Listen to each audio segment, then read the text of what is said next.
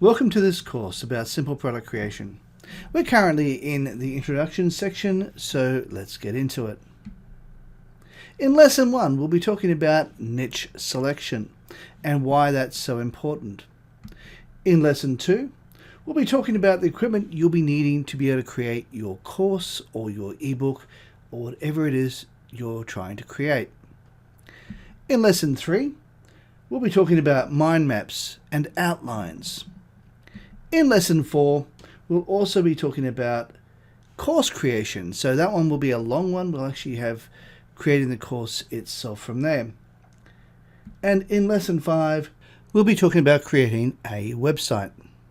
So let's go a little bit deeper into what's actually in the course. Well, in lesson 1, we're going to be talking about where to find your actual niche.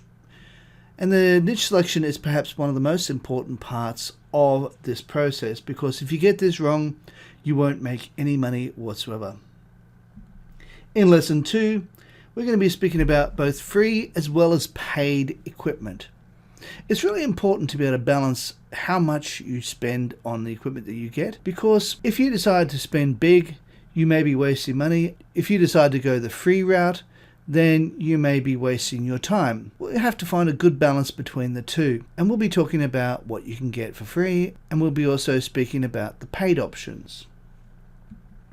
In lesson 3, we'll be speaking about why you need to mind map and how to outline your course. Now, this is a really important one because this will prepare you for your course creation, which happens to be lesson 4. Where you'll be learning everything you need to know about creating your very own digital course or your ebook or whatever it is you happen to be creating. And then on lesson 5, we'll be talking about the easy way to get copy for your course. One of the things that can easily hold you back from making any money online is the sales copy. If you don't get this right, the rest of your efforts will be futile. All right, let's get into lesson number 1.